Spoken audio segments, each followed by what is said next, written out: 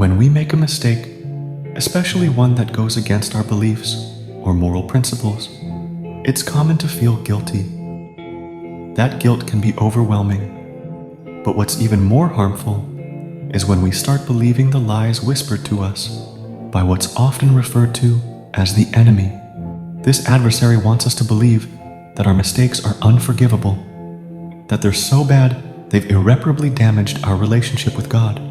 But this is far from the truth.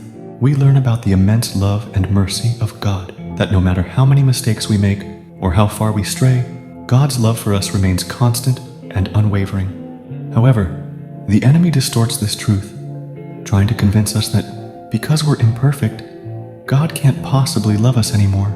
This is a lie. God's love is unconditional, meaning it's not dependent on our actions or behavior. It's crucial to understand the difference between feeling convicted and feeling condemned.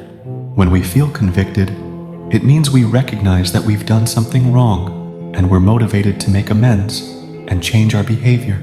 This is a healthy response to wrongdoing. On the other hand, feeling condemned means believing that there's no hope for forgiveness, that our mistakes define us and separate us from God's love.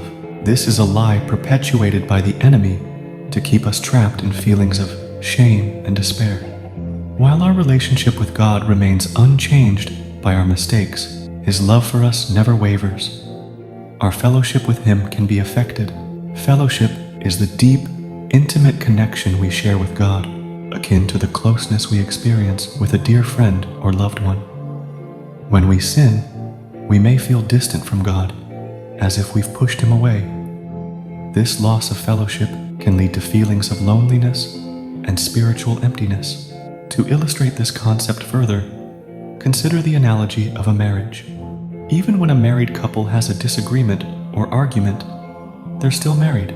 However, during those times of conflict, their relationship may feel strained, and they may not experience the same level of closeness and intimacy.